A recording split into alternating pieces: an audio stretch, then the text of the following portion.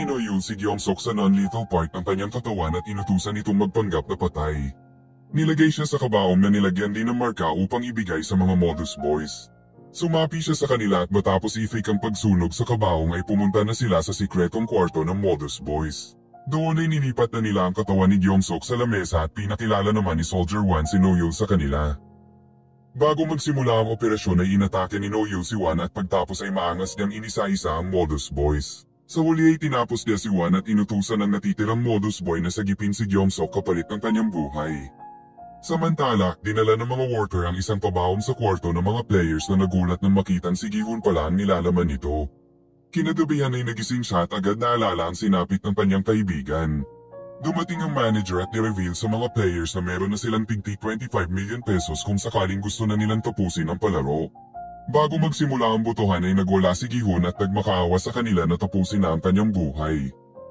Lahat ng ito ay pinapanood ni In-ho sa kanyang kwarto. Dinapos nila si Gi-hun at hindi na pinayagan na bumoto. Matapos ang ilang minutong botohan ay nanalo ulit ang mga O. Dumaan si Sonyo na may kulto na ngayon at pinagtawanan si Gi-hun dahil sa kapalpakan ng kanyang ginawang misyon. Bigla niyang sinakal si Sonyo pero nakawala ito at walang nagawa sila Gumjao kundi maawa sa kanya. Sa kainan ay nilapitan siya nila Hyunjo na humingi ng tawad sa mga nangyari. Sinabi naman ni Young-sik na kasalanan ni Dae-ho ang lahat dahil nilikom niya ang mga baril ngunit bigla siyang natigilan sa pagbalik. Nang marinig ito ay tinoonan ni Gi-hun ang kanyang galit kay Dae-ho. Hindi siya nakatulog sa panggigigil kay Dae-ho na nakita ang kanyang matatalim na titig. Pinapunta na sila sa game area at sa daan ay nakita nila ang nakasabit na katawan ng mga nagrebelde sa palaro bilang babala sa mga survivor. Gayunpaman ay mas lalo lang sinisi ni Gi-hun si Dae-ho. Sa pang-apat na laro ay bumunot ang mga players ng mga bola na may kulay na pula at asul. Dito ay magkaibang kulay ang nabunat nila Gumjo at kanyang anak na si Young-sik. Ganun din ang nangyari kina Junhee at Myung-gi. In-explain na ang laro na tinatawag na hide and seek. Dito ay kailangang magtago ng mga blue mula sa red hanggang sa maubos ang 30 minutes. O kaya naman ay gamitin ang mga susi na binigay upang mahanap ang exit ng laro. Ang mga red naman ay binigyan ng kutsilyo dahil kailangan nilang makapaslan ng isang blue para maklear ang laro. Nagreklamo ang mga players dahil hindi patas ang laro kaya naman ay pinagbigyan silang makipagpalit ng kulay sa kung sino man ang may gusto. Nakipagpalitan si Young-sik sa kanyang ina at pumayag naman ito. Gayunpaman ay alam ni Gumjo na never naging bayulente ang kanyang anak. Nakipagpalitan rin si Myung-gi kay Junhee dahil alam niyang hindi nito magagawa ang tumapos ng buhay. Nangako din siya na tutulungan niya si Junhee sa oras na maklear niya ang laro. Nilapitan ni Namgyo si Minso at pinagtawanan siya dahil wala siyang nagawa habang pinapaslan niya ang nag-iisang kaibigan ni Minso na si Semi. Hindi nakahanap ng papalitan si Dae-ho at sa halip ay nakita lang niya si Gi-hun na masama pa rin ang titig sa kanya. Kaya naman ay kinumpronte niya si Gi-hun at sinigawan na wala naman siyang kasalanan. Sinabi rin niya na si Gi-hun talaga ang dapat sisihin dahil plano naman niya ang lahat ng nangyari. Sa huli ay pinigilan siya ng soldier at pinapunta na ang mga blue sa game arena. Dito ay binigyan sila ng 2 minuto upang maghanap ng matataguan. Kaso lang ay sumakit ang tiyan ni Junhee pero buti na lang ay dumating si Hyunjo at nag-offer ng tulong. Habang naghihintay ay nag-team up sila Namgyo at Myung-gi. Naubos na ang 2 minutes kaya naman ay pinasok na nila ang arena. Samantala napansin na nila Junho ang nawawalang drone operator na pinaslang ni Park. Nakapagpalusot ito sa harap nila pero nagdududa na si Woo-sok sa kanya. Nagplano silang bumalik muna sa hotel at sa biyahe ay palihim na tinawagan ni Park si In-ho at nagbigay ng mga updates kina Junho. Binigyan naman siya ni In-ho ng permission na paslanin si Junho kung sakaling mabuking ang kanilang sikreto. Pinasok ni Woo-sok ang kwarto ni Junho at sinabi na nakita niya si Park sa kalagitnaan ng gabi na may daladalang screwdriver. Hinala niya na may kinalaman si Park sa nangyari sa drone operator. Gayunpaman ay ayaw maniwala ni Junho dahil si Park ang sumagip sa kanya matapos siyang barilin ng kanyang kuya. Kinabukasan ay may bago na silang drone operator. Kaso lang ay hindi sumama si Woo-sok sa kanilang paglalayag upang imbestigahan ang background ni Captain Park. Nagsimula na ang Red Team sa paghanap pero bago yun ay nag-take muna ng Infinity Stone si Namgyo. Nagkasalisi ang miyembro ng bawat pangkat habang si Gi-hun ay pilit na hinahanap si Dae-ho. Sumunod ang mga alagad kay Sonyo sa paniniwalang meron siyang kapangyarihan. Nadiskubre nila Hyunjo na iba-iba ang shape ng mga susi na binigay sa kanila. Kaya naman ay pinagkatiwala ng dalawa sa kanya ang kanilang mga susi upang mas mabilis nilang mabuksan ang mga pinto. Sa kanilang paglalakad ay nalocate sila ng isang player kaya naman ay nagmadali silang tumakbo. Habang umaakyat ay aksidenteng napilayan si Junhee pero bago siya ma-reach ng red ay humarang si Hyunju. Nagkaroon ng matinding laban ng dalawa kung saan matagumpay na napaslan ni Hyunju ang player. Samantala sinugod ni Gihon ang isang player pero natigilan siya nang makita na kahawig lang pala ni Daeho ito. Si Daeho pala ay nasa kabilang banda ng arena. Nagpatulong si Jongdae na buksan ang isang pinto pero nagulat sila nang makita ang red sa kwarto. Agad na lumabas si Jongdae at inalay ang kanyang kasama para sagipin ang kanyang sarili. Kalaunan ay kinuha niya ang susi nito. Pinagtulungan naman nila Namgyu at Myunggi ang isang player at pagtapos ay sabay nila itong tinapos. Kalahati lang ang nascore nila dito kaya naman ay kailangan pa nila ng isang blue para parehong maklear ang laro. Napadpad si Minso sa lugar at napulot ang Infinity Stone ni Namgyo na kalaunan ay kinain niya rin. Nakahanap ang dalawa ng isang player at pinagtulungan ulit ito na dahilan upang pareho na nilang maklear ang laro. Gayunpaman ay nakumbinsi ni Namgyo si Myunggi na pumaslang pa ng blue para mas lalong tumaas ang pera mapaghahatian nila. Nagtago ang tatlo sa isang kwarto kung saan nakita nila ang pinsala ni Junhee. Di nagtagal ay pumutok rin ang kanyang panubigan kaya naman ay agad siyang hinanda ni Gomjo para sa panganganak. Samantala nagpatuloy si Gihon sa paghahanap kay Daeho na kasalukuyang hinahabol ng isang red na nagawa rin siyang mapuruhan sa binti. Pero sa huli ay nagawa niyang makaligtas mula dito. Pinasok nila Sonyo ang isang kwarto kung saan agad siyang tumakbo at inalay ang kanyang mga alagad kina Namgyo. Nakasalubong niya ang sugatan si Daeho sa daan at kalaunan ay nagkatagpo rin sila ni Gihon. Sa takot na mapaslang ay sinabi niya ang patungkol kay Daeho at agad namang lumabas si Gihon para sundan ang mga patak ng dugo na naiwan ni Daeho. Si Yongsik naman ay nag-struggle na makapaslang dahil walang bahid ng tarahasan sa kanyang katawan. Nang makakita siya ng blow ay siya pa ang muntik na masawi kundi lang dahil sa isang red player na sumagip sa kanya. Aksidenteng natunto ni Sonyo ang exit room kaso lang ay nagulat siya nang makitang kailangan ng 3 susi upang mabuksan ito. Maingat siyang lumabas at nag-iwan ng palatandaan. Sa daan ay nakita niya si Jongdae na nagpapanggap na patay at dahil dalawa ang hawak nitong susi ay inaya niya ito papuntang exit room. Kaso lang pagdating doon ay tinulak siya nito at kinuha pa ang isang susi. Nagwala siya nang biglang pumasok si Minso sa kwarto na tila ba wala sa sarili at hinahanap si Semi. Nahalusinate niya ang mukha ni Namgyo kay Sonyo kaya naman ay bigla niya itong sinaksak. Pagtapos ay nag-breakdown rin siya matapos mahalusinate si Semi. Samantala na ipanganak na ni Junhee ang kanyang baby, kaso lang ay bigla silang natunto ng isang red player. Agad silang dinepensahan ni Hyunjo at nagkaroon na naman ng matinding fight scene. Matapos ang mahirap na laban ay nagawa pa rin ni Hyunjo na manalo. Aksidente rin siyang napadpad sa isa pang exit room. Binuksan niya ito pero bumalik siya kina Junhee upang sama-sama silang makalis. Kaso lang sa pinto ay bigla siyang nasaksak ni Myunggi na nagulat nang makita si Junhee sa kwarto. Gayunpaman ay napaalis niya si Namgyo sa lugar at naiwan ang dalawa na labis na pinagluksa ang pagkawala ni Hyunju. Kalaunan ay lumabas din ang dalawa at agad nahanap ang exit room. Kaso lang ay biglang dumating si Yongsik sa lugar at desperado na inatake si Junhee, kaso lang ay pinigilan siya ng kanyang ina na inalay na lang ang kanyang sarili. Gayunpaman ay sinugod niya pa rin si Junhee pero bago niya ito mapaslang ay nauna na ang saksak ng kanyang ina. Nagyakap ang mag-ina habang humihingi ng sorry si Yongsik para sa lahat ng kanyang maling nagawa. Samantala nahanap na ni Gihon si Daeho na agad nagmakaawa para sa kanyang buhay. Nagdadalawang isip si Gihon nang biglang bumunot ng patalim si Daeho. Na-trigger si Gihon nang sisihin siya nito sa mga nangyari kaya naman ay muli niyang inatake si Daeho na napatakbo at na-corner din kalaunan. Nagkaroon ng huling laban ng dalawa kung saan matagumpay na niyang napaslang si Daeho. Sa huli ay na-realize niya na kasalanan niya talaga ang mga nangyari. Tinantay niyang tapusin ang kanyang sarili pero dumating ang mga soldiers at pinigilan siya. Natapos na ang 30 minutes kung saan tinapos na rin ng mga soldiers si Yongsik sa kabila ng pagmamakaawa ng kanyang ina.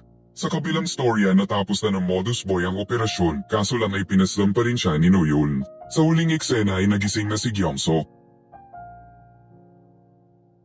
Niligpit na ang mga natalo sa nakaraang laro at pinakita dito na nag-participate ang mga VIP sa session na ito.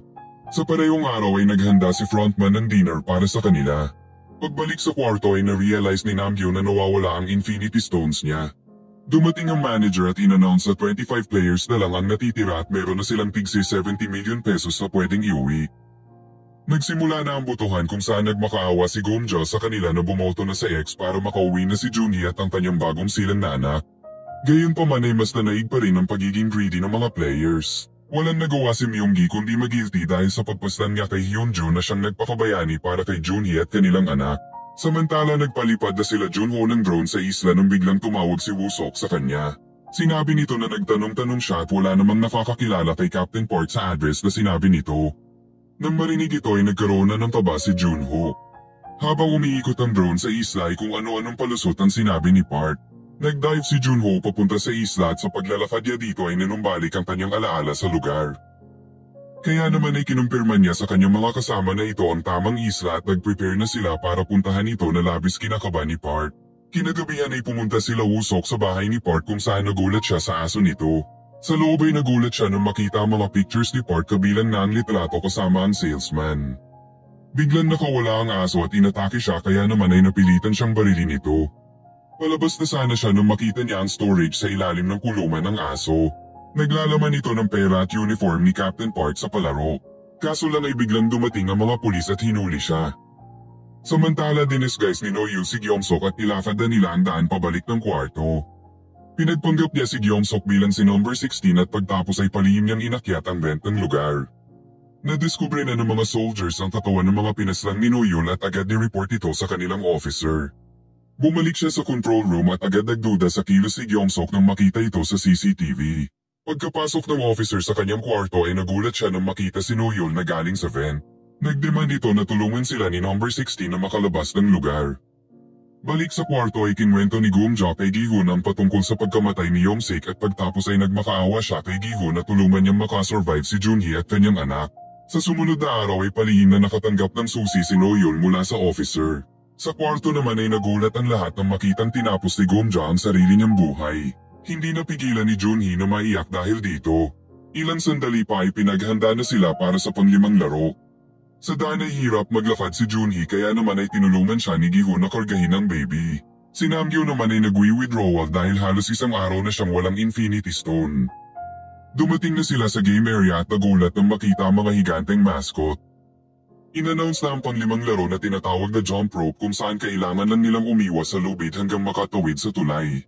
Para sa entertainment ng mga VIP ay pinasabi ni frontman sa manager na kailangan ni Junhee na maitawid sa tulay ang kanyang anak. Nagprotesta sila ni Gi-hun pero wala itong nagawa. Nagpapanik na si Namgyo nang ipakita sa kanya ni Minso ang kanyang Infinity Stone. Nagmakaawa siya para dito pero binato ito ni Minso sa tulay. Kaya naman ay napilitan siyang tawilin ito. Matagumpay siyang nakaiwas hanggang sa mapulot na niya ang Infinity Stone kaso lang ay nagulat siya nang makitang wala na itong laman. Dahil dito ay hindi na siya nakaiwas sa lubid at tuluyan ang nalaglag mula sa tulay. Gumawa ng carrier si Gi-hun para sa baby at inumpisahan na ang pagtawid sa tulay. Nahirapan siyang tawilin ito at ilang beses nang kamuntikang malaglag pero sa huli ay nakatawid pa rin sila ng baby. Nilapag niya ang baby para balikan at tulungan si Junhee kaso lang ay tumatawid na rin ang ibang players. Nang makatawid si 96 ay tinulak niya ang kasunod na player na ikinagulat ng lahat. Sa huling eksena ay nadiskubre na ng mga soldiers ang patungkol kay Gyeong-sok na nagpapanggap bilang si number 16. Nagpatawag ng mga soldiers ang officer para hulihin sila Noyul na sa ngayon ay successful nang nakalabas sa lugar. Nag-brainstorm sila Junho kung saan ba ang building location ng palaro. Nagbigay ng input si Park at nag-cross out ng isang area dahil malabo daw na nandito ang building dahil sa matataas na alon. Pagtapos ay nakatanggap siya ng tawag sa pulis patungkol sa panluloob sa kanyang bahay. Kaya naman ay nag-prepare na siya para tapusin sila Junho. Sa police station ay pilit na pinaintindi ni Woo-sok sa pulis ang patungkol sa palaro. Gayunpaman ay ayaw siyang paniwalaan ito. Nagkaroon ng pagkakataon si Woo-sok na gamitin ang kanyang phone at agad tinawagan si Junho para sabihin na kalaban si Park bago siya tuluyang makulong. Pinuntahan ni Park ang mga mercenary at isa-isa silang pinagbabaril. Inantay niyang tapusin si Kim pero nauna na siyang mapana ni Junho. Sa huli ay tumanggi pa rin siyang i-expose ang exact location ng palaro. Binigyan ng first aid ni Junho si Kim at pagtapos ay na-realize niya na ang location ng laro ay walang iba kundi nasa area na nilagyan ng ex ni Park. Balik sa laro ay natatakot na ang mga players na tumawid dahil kay 96. Kaya naman nangalay ang ilan sa kanila at nalaglag. Ang mga bumalik ay nilaglag naman ng isa pang kumag sa kabila. Dahil dito ay napakain ng Infinity Stone si Minso at nakalagpas sa tulay. Binantaan ni Gi-hun si 96 dahilan upang umatras ito pero bigla naman niyang inatake si Gi-hun. Matapos ang saglit na struggle ay napatalsik niya si 96 na agad ring nalaglag. Nag-offer si Myunggi ng tulong kay Junhee pero sa puntong ito ay wala na siyang tiwala dahil hindi niya alam kung ang motibo ba nito ay para sa kanila o para sa pera. Nakita rin niya ang injury ni Junhee at nagpa siya ng tumawid na nagawa naman niya kalaunan. Bago maubos ang oras ay tinangka ni Gi-hoon na balikan si Junhee. Kaso lang ay na-realize ni Junhee na walang sasagip sa kanyang anak kung sakaling malaglag din si Gi-hoon dahil sa pagtulong sa kanya. Kaya naman ay pinagkatiwala na lang niya ang kanyang anak kay Gi-hoon at tuluyan ng tinalon ang bangin. Pagtapos ng laro ay nagpa siya si frontman na isali ang baby sa palaro na labis nagpa-excite sa mga VIP. Ang desisyong ito ay labis nagpagalit kina Jongdae dahil makikihati ang baby sa prize money. Kaya naman ay tinangka nilang tapusin ang baby, kaso lang ay pinagbawalan na sila ng manager na magsakitan sa gabing ito. Sa halip ay nagpadala siya ng regalo para sa natitirang 9 players. Nagkaroon sila ng magarbo na hapunan at ang baby ay pinainom rin ng gatas. Nagbigay ng hint ang manager na sa susunod na laro ay 3 lang ang kailangang ma-eliminate at pwede pa nilang piliin kung sino ang mga ito. Nabuhayan ng mga mukhang pera kaya naman sa botohan ay nanalo ulit sila. Pagtapos kumain ay gumawa ng grupo sila Jongdae kasama si Myunggi at nagpa siya sila na sila Minso, Gi-hoon at ang baby ang kanilang i-eliminate sa laro. Nang makatulog na ang mga O ay pinatawag ni frontman si Gi-hoon para kausapin. Nagbigay siya ng offer kay Gi-hoon na kunin ang kutsilyo at gamitin ito kina Jongdae na balak silang i-eliminate sa susunod na laro. Pagtapos ay nireveal niya ang kanyang mukha kay Gi-hoon na labis na galit at tinangka siyang paslangin. Gayunpaman ay naisip niya ang kapakanan ng baby at kinuha na lang ang kutsilyo pabalik ng kwarto. Samantala matapos ang mahabang lakaran ay narating na nila No-Yul ang bangka at agad tinangkang lisanin ang lugar. Tumawag ang officer sa kanya at pinagbantaan ang buhay ng anak ni Gyeong-sok na si Na-yeon. Kaya naman ay bumalik sila ng isla at pinauna na niya si Gyeong-sok na lisanin ang lugar. Lingid sa kanilang kaalaman ay ready na ang mga soldiers para sundan ang tracker na nakakabit sa bangka. Mag-isang bumalik si No-Yul at inakyat ang bato papasok sa exhaust ng building. Napasok na ni No-Yul ang exhaust at dito ay gumapang siya sa vent papasok sa kwarto ng officer. Inabangan niya ito at nagdemand na burahin ang lahat ng record ni Gyeong-sok. Nang magawa ito ay binanggit niya ang patungkol sa physical copy sa kwarto ni frontman. Sumakay sila ng elevator kung saan nagkaroon ng pagkakataon ng officer para palagan si No-Yul. Nagkaroon ng matinding laban ng dalawa hanggang sa kwarto ni frontman. Dito ay ginawa ni No-Yul ang lahat pero natalo pa rin siya ng officer na nagawa rin siyang masaksak. Gumapang si No-Yul patungo sa elevator at pagbukas nito ay nagulat ang officer nang pulutin ni No-Yul ang baril na tumapos sa kanyang buhay. Pagtapos ay hinanap na niya ang records room ni frontman at kalaunan ay natagpuan na niya ito pati na rin ang page ni Gyeong-sok. Samantala habang nagdadrive si Gyeong-sok ay hindi niya namamalaya na sinusundan na pala siya ng mga soldier. Nang makalapit sila ay agad nilang pinaulanan ng bala si Gyeong-sok hanggang sa matamaan nila ang engine ng kanyang bangka. Dumipensa si Gyeong-sok at nakapaslang ng ilan sa kanila pero sa huli ay naubusan siya ng bala. Tatapusin na sana siya pero buti na lang ay dumating sila Junho at inubos ang mga soldier. Samantala naalala ni Inho ang nakaraan kung saan nag-offer rin sa kanya si Ilnam na kunin ang kutsilyo para tapusin ang mga natitirang players. Kinuha niya ito at tahimik na pinaslang ang mga players habang sila ay natutulog. Tinangka rin ni Gi-hoon na tapusin sila Jongdae pero naalala niya ang sinabi sa kanya ni Sebyok na isa siyang mabuting tao. Nasaktan ang ego ni Inho nang makita ang kanilang kaibahan. Kinabukasan ay ginising at pinapunta na ang mga players sa game area. Nang marating ito ay nagulat sila sa 3 naglalakihang building sa lugar. Pinasakay sila sa elevator na naghatid sa kanila sa tuktok ng square building. In-announce na ang huling laro na tinatawag na Sky Squid Game. Dito ay kailangan lang nilang maghulog ng at least isang player para makatungtong sa susunod na building. Nang marinig ito ay dumistansya na si Gi-hoon habang si Minso naman ay nahalusinate si Tano sa gilid ng building na pilit niyang nilalaglag. Pinapindot rin sa kanila ang button para simulan ng 15-minute timer sa building. Nag-discuss sila Jongdae at naisip na ihulog ang baby. Pero pina-realize sa kanila ni Myunggi na hindi bibitawan ni Gi-hoon ang baby at kukulangin sila sa tao kung sabay nilang ilalaglag ang dalawa. Kaya naman si Minso na lang ang pinuntirya nila pero nanlaban siya kaya naman ay ginamit ni Myunggi ang pole para itulak siya. Sa huli ay nahalusinate niya si Semi bago tuluyang malaglag sa building. Naubos na ang oras at pinapunta na sila sa Triangle Building. Pinindot na nila ang timer at nakaisip si Myunggi ng strategy para safe na makuha ang baby mula kay Gi-hoon. Kaya naman ay puwersahan na nilang kinuha ang baby, kaso lang ay ginamit ni Gi-hoon ang kutsilyo para putulin ang kanilang lubid. Pero nalikuran siya ni Myunggi na ginamit ulit ang pole para itulak ang player na ikinagulat ng lahat. Kumampi si Myunggi kay Gi-hoon at ni-reveal sa lahat na siya ang ama ng bata. Na-realize ni Gi-hoon na nagsasabi siya ng totoo. Biglang binugbog nila Jongdae si 39 at in-offer ito kay Gi-hoon na ilaglag sa susunod na building. Kaso lang ay tumanggi siya at nag-suggest na bumunot na lang pero hindi kasama ang bata. Nagalit si 203 at tinangkang agawin ng kutsilyo mula sa kanya pero matapos ang ilang segundo na struggle ay nasaksak siya ni Gi-hun. Inanta rin ng isa pang player na agawin ang pole mula kay Myung-gi pero sa huli ay natalo siya at nalaglag sa building. Para madagdagan ng prize money ay ginamit ni Myung-gi ang pole para itulak si Jongdae. Kaso lang ay biglang tumalon si 39 sa takot na pagtulungan siya ng dalawa sa susunod na building. Naubos na ang oras at pinapunta na sila sa panghuling shape. Sinunog na ni Noyul ang mga hard copy at sa daan ay nakita niya ang files ng mga worker. Binuksan niya ito at nakita ang sarili niyang file. Nang makita sa picture ang nawawala niyang anak ay hindi niya napigilan ang mga luha sa kanyang mata. Tinuro ni Gyeong-sok kay Junho ang direksyon ng palaro. Tumawag si Junho ng Coast Guard at lumusong na papunta sa isla. Nang marating ang entrance ay inakyat na niya ang lugar. Samantala tumawid na si Myung-gi at agad kinuha ang pole. Pinagbawalan niya si Gi-hun na tumawid at hiningi lang ang baby. Na-realize ni Gi-hun na balak ilaglag ni Myung-gi ang sariling anak para masolo ang prize money. Sinabi ni Gi-hun na siya na lang ang tatalon pero hindi siya pinaniwalaan ni Myung-gi.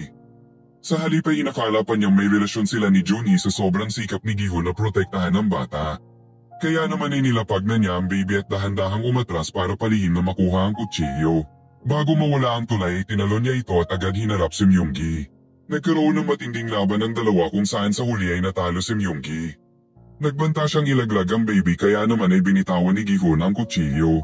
Agad itong pinulot ni Myung-gi at muling naglaban ang dalawa na nauwi sa kanilang pagkalaglag. Samantala matapos tignan ng larawan ng kanyang pamilya ay tinampanan ni Noyul na tapusin ang kanyang sarili. Balik sa laro ay nakakapit pala si Gi-hun sa bakal pero unti-unting nasira ang kinakapitan na kot ni Myung-gi na ilang sandali pa ay tuluyan ng nahulog. Gayunpaman ay hindi napindot ang timer bago mahulog si Myung-gi. Kaya naman ay pinindot na niya ito at kinarga ang baby. Ilang sandali pa ay nagpaalam na siya dito.